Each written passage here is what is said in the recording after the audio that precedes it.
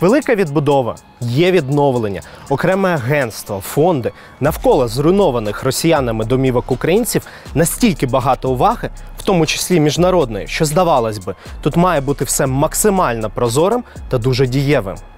Ну хто ж здогадається будувати схеми навколо настільки чутливого питання, правда?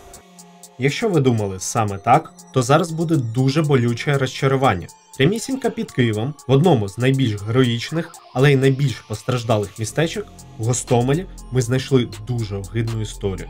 Мільйони гривень з бюджету на відбудову тут платять підставним, явно підставним особам, які не лише не мають жодного стосунку до будівництва чи Гостомеля, але й ні, щось це вже на спойлер схоже. Та все по черзі. Я Олексій Ярильченко, ви дивитесь Bihus.info. І сьогодні ми говоримо про відбудову Гостомеля та реальність, в якій живуть ті, хто втратив власні домівки. І дуже огидну схему, побудовану навколо цього.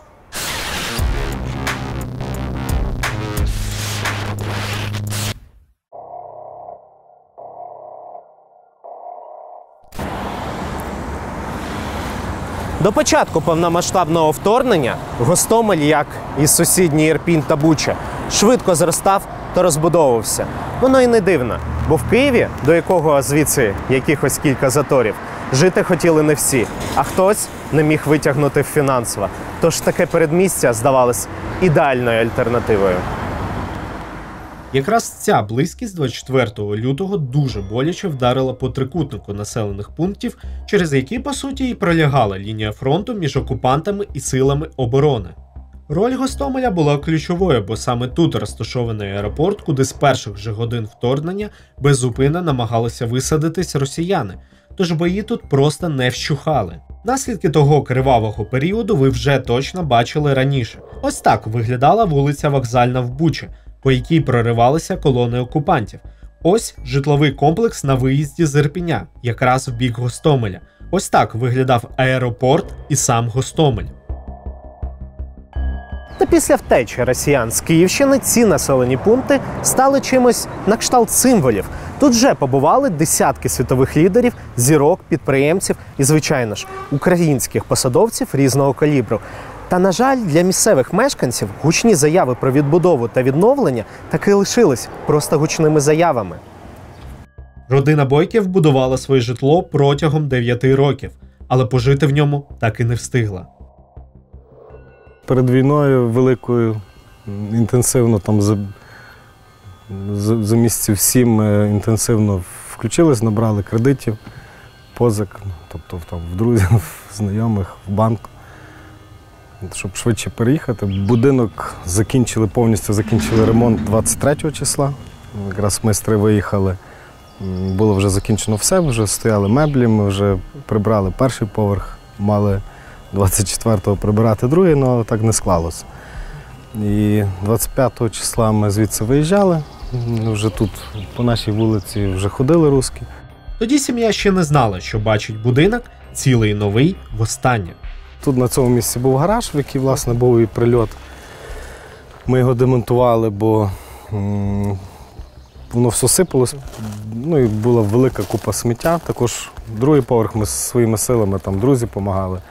Демонтували другий поверх, бо дах, бляха була відкрита як консервна банка, як парус. Ну і переживали, що вже після деокупації, щоб не здуло просто десь на сусідські будинки, які вціліли. Що могли, бойки прибрали самотужки, але для повного демонтажу необхідна спеціалізована техніка, з якою мала б допомогти місцева влада – Гостомельська селищна військова адміністрація. Нестор каже так, мала б, якби не ігнорувала звернення.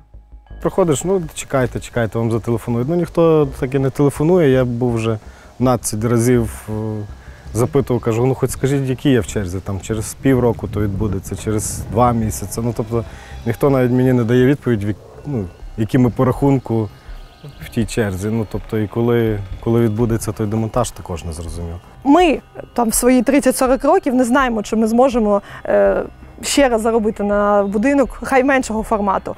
Ми розуміємо, що ми можемо почекати. Але коли бабушка в 70 років живе в вагончику, який навіть не надала військова адміністрація, то стид і позор такій адміністрації. Якось ці розповіді не дуже в'яжуться з візитами світових лідерів і заявами українських посадовців. Правда?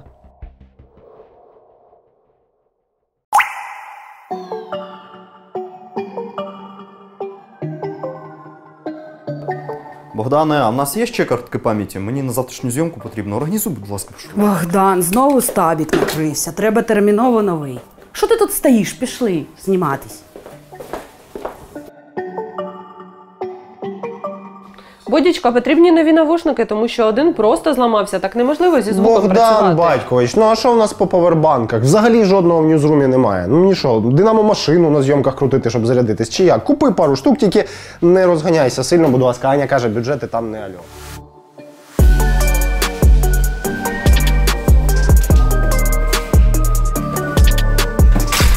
Молодіж, приймайте ваші замовлення. Що, вже? Фіга собі, все-таки класнючий якийсь вибрав. Але як тобі вдалося так швидко? Ох, сідайте, дітки. Зараз татко розкаже вам, як техніку вибирати розумно, а купувати швидко та вигідно. Все це можливо завдяки Hotline.ua, бо саме тут можна легко знайти потрібний вам товар, дуже швидко порівняти пропозиції від сотень українських магазинів, знайти зручну точку видачі, щоб як Богдан радіти покупкам якомога швидше, не очікуючи на доставку, а головне ознайомитися з відгуками реальних покупців як про магазини, так і про товар. А, тут ще є класна штука «Гід покупця», де зібрані статті поради про різні гаджети і дівайси. Це щоб вибір був максимально усвідомленим.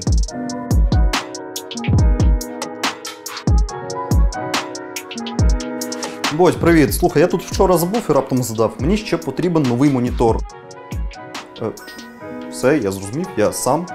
Це треба зайти на Hotline.ua, обрати, знайти вигідну пропозицію, купити. Так, як ти казав. Дякую. Історія бойків не поодинока. В Гостомелі зібрати таких можна чимало. Можливо, в місцевому бюджеті просто немає грошей? Велика війна – це дорого. Дуже дорого. Це всі розуміють. Тож може в цьому причина? Ні. Кошти в бюджеті Гостомеля є. І вони активно витрачаються. Більш того, витрачаються вони саме на відбудову. Цей дисонанс між документами і реальністю змусив нас полізти і проаналізувати публічні закупівлі Гостомельської адміністрації за останній рік. Полізли, проаналізували і зрозуміли, що не такі вже вони і публічні. Місцеві чиновники, користуючись періодом повномасштабного вторгнення, взагалі не проводили ніяких конкурсів, а просто підписували угоди напряму з обраними підрядниками. Загалом угод уклали на майже 150 мільйонів гривень, які за документами в основному пішли на оцінку стану пошкоджень та ремонти. Пішли, нагадаю, обраним підприємцям, до яких в нас дуже багато питань. Майже 5 мільйонів гривень від військової адміністрації отримала ФОП Надія Редька на роботи з оцінки руйнувань та технічний нагляд. Жінкою підписали загалом 16 різних договорів, перший з яких лише через 2 тижні після її реєстрації в якості підприємця. Так, Редько стала ФОПом в кінці жовтня 22-го і на початку листопада вже отримала перший підряд. Без жодного попереднього досвіду. Зареєструвалась, ходи відбудовувати Гостомель. Звучить дивно навіть поза контекстом. І питань цих стає більше, коли дізнаєшся, що Надії Іванівні через пару тижнів вже 74 роки, і живе вона у Миколаєві. Так, роботи ведуться в Гостомелі, а ФОП, який їх проводить, в Миколаєві. Хоча, як проводить? Дело в том, что я, я зарегистрирована, там занимается зять на месте там. А, просто на вас зареєстрували? Вона зареєстрована, да. А він там так що я... А чому на вас вирішили зареєструвати? Я вже не пам'ятаю, коли це було. Як цікаво. Але якщо зять професійний підрядник, то що заважало йому самому зареєструватись і займатися роботами? Думаю, що ключове тут якраз професійний. Зятя звати Андрій Фоміца. Ось він на фотографії з дружиною, а заодно донькою Надії Іванівни. Андрій також з Миколаєва, але нині, схоже, тут не живе, бо ми знайшли його резюме, опубліковане в кінці минулого року. Якраз напередодні підписання першої угоди між чиновниками і Надією Редько. Він шукав роботу. Ні, не будівельника, а менеджера з продажів у Приірпінні. В ньому чоловік написав, що має досвід роботи з закупівлями у Прозоро. А значить, із тендерами. Виходить, роботу все ж таки знайшов? чи знайшли. А я нагадаю, обирала підрядників військова адміністрація. На цьому цікаве не закінчується. Номер телефону, вказаний в реєстраційних документах Редько, використовує іще один ФОП – Ярослав Морозов. І треба ж таке, Морозов теж отримав, хоча й невеличкі, близько 300 тисяч гривень, але підряди на відновлення від Гостомельської адміністрації. Якщо історія Надії Іванівни та її тендерного зятя просто виглядає максимально дивно, то історія Ярослава Морозова виглядає як абсурд та знущання в одному флаконі. Знайомтесь, це Ярослав, і зараз він перебуває в окупованому Донецьку. Перебуває і перебував. Я не жартую, він тут живе. Мабуть би ми і не дізнались про це, якби не активність в соцмережах матері Ярослава – Марини. Ось вона публікує фото Ярослава та онука в гусарській формі. Ось знову Ярослав з сином. Танцюють. Дата – 8 травня 22-го. А ось зовсім свіже фото. Йому кілька днів. Ярослав за кермом Геотех, а заодно і реклама пивного закладу на фоні свідчать. Це проспект Ілліча в окупованому Донецьку. Дуже не схоже, що йому є якесь діло до зруйнованого Гостомеля. Втім, ці ж альбоми свідчать про те, що навесні 21-го Морозов приїздив в Київ. Якраз в той момент він і зареєструвався тут як фізична особа-підприємець. А вже за пару тижнів мама знову виставляє фото сина, і це вже точно не Київ. Окрім сина, Марина Морозова часто виставляє фото з ще одним чоловіком у військовій формі та зі зброєю. Є думка, що в них стосунки, і також є обґрунтована підозра, що він воював або ж воює нині на боці окупантів. Більше аргументів щодо воює. І вишенька на торті – це Ярослав Морозов. І так, він теж всіляко підтримує окупантів. Які хороші у Гостомельській адміністрації підрядники. Цікаво, вони хоч трохи їх перевіряють? Поки що це риторичне питання. Поки що. Та одне я знаю точно. Підтягнув Морозова з окупованого Донецька тендерний зять пані Надії з Миколаєва. Нагадаю, обидва ФОПи використовують один номер телефона. І відповідає там зять пані Надії.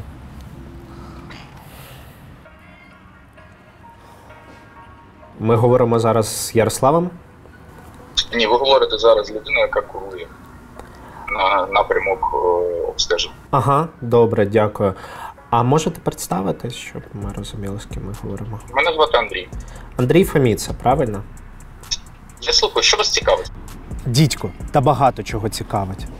Ну, є ж процедура у Гостомельській військовій адміністрації, я думаю, що вам там нададуть повністю всю інформацію стосовно підписання і законності процедури. Та чоловік сказав ключове. Якщо адміністрація віддає підряди, значить знає, що робить. Відповідати на питання, як людина, яка ще наприкінці минулого року шукала роботу менеджера з продажів, а тепер стоїть за низкою ФОПів, які отримують мільйони з бюджету на відбудову Гостомеля, Фоміца вже не схотів. Щодо мене, я маю бажання не надавати вам інформацію, бо я не розумію, кому я її надаю. На цьому розмова може бути завершена. Все? Аж ніяк. Подібних підрядників у Гостомельської адміністрації десь десяток. Переважна кількість компаній та ФОПів, які потім отримали бюджетні підряди, реєструвались безпосередньо перед підписанням угод. Використовують тут і паличкові фірми, такі зазвичай реєструють юристи для подальшого продажу. Вони лежать на поличках, звідси і назва. Нічим не займаються, чекають свого часу і врешті, знайшовши нового власника, різко починають бурхливу діяльність. Ось приклад. Компанія Pfizer Торг. Контора з моменту реєстрації понад півроку лежала без діла, до липня 22-го. Після чого компанію переписали на іншу людину – Юрія Теселька з Рівненщини. Загалом з ним підписали договорів на майже 9 мільйонів гривень. Хто такий Юрій Теселько? Голова релігійної громади села Жовкині Володимирського району Рівненської області. Звісно ж, ми не могли не поїхати туди.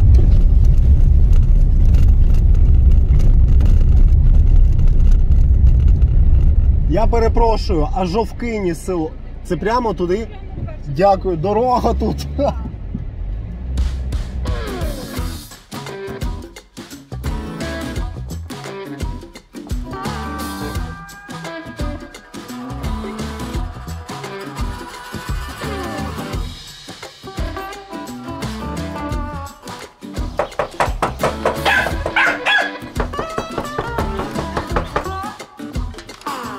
А, Юра Юрове? Так. То цього.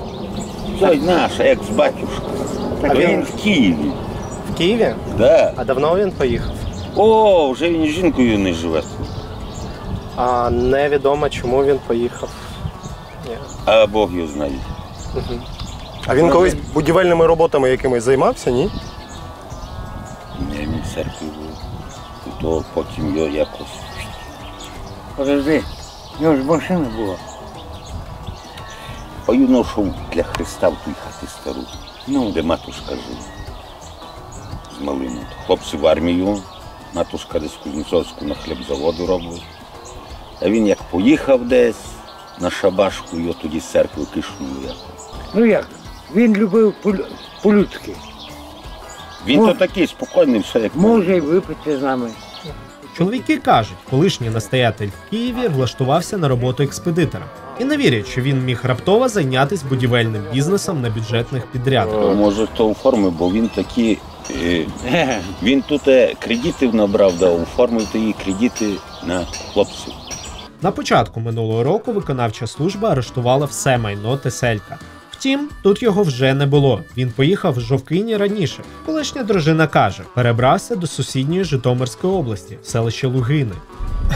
Взагалі, шматок про підписку на наш канал в цьому сюжеті мав би записувати автор, в сенсі Олексій, але оскільки я в нього за водія сьогодні, то цей шматочок запишу я. Я вас благаю, якщо ви ще не, підпишіться на наш канал, це буде, ну, хоча б якась, я не знаю, реабілітація за ось це, те, що ви зараз перед собою бачите. І ось так уже 4 кілометри. Тому, будь ласочка, підписка, а ще краще лайк і коментарі. Дякую. Знайти Теселька тут нам вдалося хіба що в локальній фейсбук-групі Лугини цікаві. Деякі місцеві чули, що людина з таким ім'ям тепер живе десь поруч, але де саме не знають. Його номери, вказані паралельно в тендерній документації Гостомельської адміністрації, не відповідають. Мовчить його профіль в соцмережі. Адреса ж реєстрації компанії Теселька, компанії, яка отримала 9 мільйонів гривень на відбудову Гостомеля, виявилась приватна квартира в Києві. Ні, вона Тесельку не належить. І мешканці взагалі лише від нас дізналися, що в їхньому помешканні щось прописали. І тут важливо ще раз нагадати ось про що. Угоди з усіма цими юрособами військова адміністрація підписувала напряму. Тобто сама обирала підрядника, сама з ними домовлялась. Це так, якщо раптом у вас в голові вже з'явилося питання, так а хто ж за цим всім стоїть? Ще одна цікава деталь. Серед компаній, які отримували підряди від Гостомельської адміністрації, не всі були абсолютно ліві. Є й такі, де нам вдалося встановити справжніх власників. І хто ж міг скласти конкуренцію хлопцю з окупованого Донецьку, бабусі та біглому священнику? Ну, звичайно ж, колишній місцевий чиновник. Компанія Bud Consult Group також займається оцінкою пошкодженого майна в Гостомелі. І за це вже отримала майже 800 тисяч гривень. Створили її давно, але дані про діяльність компанії до 22-го просто відсутні. Діло пішло тоді, коли її власником став Олег Довгань, родич екс-глави Києво-Святошинської райдержадміністрації Сергія Возного. Суто для довідки. В той час Гостомель був частиною саме цього району. Свій нинішній вплив на передмістя чоловік не приховує і зараз. Займається локальними суперечками, скликає прес-конференції. Ось, на одну з них прийшла і керівниця юридичного відділу Гостомельської селищної адміністрації. Також Возний розказав нам про всі проблеми, що турбують мешканців Гостомеля, але на питання щодо його зв'язку з компанією так і не відповів. Показово, погодьтесь. Ой, нам вони гарно провели. Можете подивитися, латку залатали, на старій ні одної доски не замінили, ні одної крокви не замінили, шифер тільки положили і на цьому конець. Ну а це вже відповідь місцевої жительки, чий будинок постраждав, на інше ваше можливе питання. Питання про те, що окей, всі ці ФОПи і компанії можуть бути підставними, але ж може вони круто і якісно роблять тут свою роботу? Ні, не круто. У будинку Олени Коваленко мали міняти розбиту покрівлю, на що з місцевого бюджету виділили 127 тисяч гривень. Чим обмежилися робітники, ви вже чули. Переклали кілька секцій шиферу. Жінці пояснили, на неї просто забракло грошей. Тут же я бачу, як крили ці всі дома, скидали, і крокви навіть міняли, і доски міняли, все міняли, ізоляцію виложили, а тоді ложили шифр чи там на стіл, що там вони ложили. А в нас нічого, я пішла, попросила, вони сказали, що немає, наш дом не входить у ліміт, немає грошей на цей дом. Ну як же немає, як усі дома перекривають, як же немає дому. Займалась цим будинком компанія біглого священника з Рівненщини. Її інша колега, РЕМ 1982, опікувалась ремонтом в будинку на Українській 8 і отримала на це 87 тисяч гривень. Чоловік зразу написав у травні місяці, написав заяву за допомогу ж усе це є. Нам допомогли в лютому 23-го через рік, ну менше трохи через рік, 23-го года. 3 вікна поставили зверху, там і з тої сторони. А ці ми самі позичили грошей. Ставили самостійно, бо іншого житла у родини не було, а жити невідомо скільки взагалі без вікон неможливо. Ну чому тільки 3? Тому що ці вже ж ми поставили. Ми позичили гроші, приїхали, у нас ще 2 внуків маленьких, школьники, приїхали у кінці травня. Так само купили двері, бо досками було закриті, забиті. Вони б, може, й допомогли, я не говорю, що там вони не хотіли, але ми ж не одні, це ж теж таке, знаєте. Ну і все можна було б зрозуміти. Гроші знайшли не одразу, підрядників теж. Складна ситуація, плюс мешканці майже все зробили самі. Це піддається розумінню. Не піддається ж той факт, що за документами і двері, і вікна у будинку поставили нібито саме державним коштом. Так, підрядники прозвітували про освоєння усієї виділеної суми. І так, це ми глянули тільки на маленьку конкретну історію. Скільки таких загалом? Якщо щось схоже на схему, виглядає як схема, звучить як схема, найімовірніше схемою є. Ми не можемо сказати точно, хто цю схему придумав, але ми знаємо, без кого це було б просто неможливо. Без місцевої адміністрації. Говорити з нами тут очікувано не надто хотіли. Нам знадобилось декілька тижнів, щоб від відписок у відповіді на запит і відмов телефоном перейти до розмови наживо. Так, кілька тижнів ми домовлялись з Гостомельською військовою адміністрацією, щоб поговорити про проблеми Гостомельської військової адміністрації. Але схоже, що сенсу в цьому не було, бо відповідей на питання, як це сталося, ми так і не отримали. Ми стикнулися з тим, коли ми прийшли в громаду, що суб'єкти господарювання, вони також дивляться телевізор, бачать, що відбувається. До нас і приходили на прийом, а також надсилали свої комерційні пропозиції з пропозицією зробити якісь певні види робіт чи послуг. Це Морозов Ярослав. Так. І на даний момент він перебуває в Донецьку.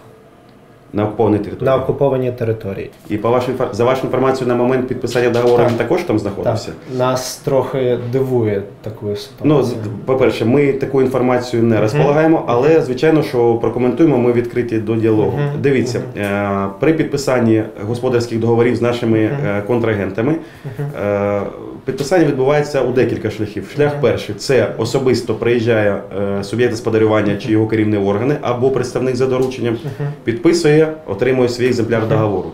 Друге, екземпляри договору можуть надсилатися поштовим зв'язком. Оскільки при цьому всьому головне, що нас цікавить, це якість, швидкість і вартість виконаних робіт. До нас надходили пропозиції від суб'єктів господарювання. Ми перше переглядали, чи мають вони право виконувати такі роботи. І, по-друге, оплата їх праці, їх послуг здійснювалася лише після того, як вони виконали певні роботи, надали звіти або товар чи інші необхідні документи підтверджені. Тому не знаю, що вам ще сказати. Верифікацію наших контрагентів, за якими процедурами ми їх не залучали, ми будемо здійснювати лише у межах тих повноважень, які нам надані. Тобто ставити запитання більш фахові або більш конкретні до суб'єкта господарювання ми також не завжди маємо право. І це буде втручання в їх господарську діяльність, що нам прямо забороняє здійснювати чинне законодавство України. Знаєте, що сталося після запису інтерв'ю? З державного порталу просто зникли всі проплати Гостомельської адміністрації. Класно вирішуються проблеми, правда? Під час підготовки цього матеріалу я вже достатньо прокричався з того, що не можна будувати настільки потворні схеми навколо відбудови зруйнованого житла, зруйнованого страшною війною та окупацією. Для мене це щось на кшталт мародерства. Настільки ж огидно. Втім, у висновку хотілося б сказати про інше. Населення Гостомельської громади близько 25 тисяч. Вона маленька. І тут примудрилося вляпатись в подібну історію. У скількох ще таких триває процес відбудови? Скільки більших міст чекають на неї? Яким по фіналу буде масштаб муток і розкрадань? І невже ніхто з посадовців не розуміє, наскільки це низько і соромно? Не дуже вірю, але принаймні дуже сподіваюсь на те, що це можна припинити. Ми продовжимо слідкувати і розповідати про схоже. І вам, і правоохоронцям. А тепер, наостанок, кілька слів для посадовців. Припиніть це робити. Я серйозно. Весь світ зараз дивиться на нас та приймає кожного дня рішення, чи давати нам гроші та озброєння, чи ні. І я впевнений, що подібні історії не підуть на користь. А на цьому все. До зустрічі.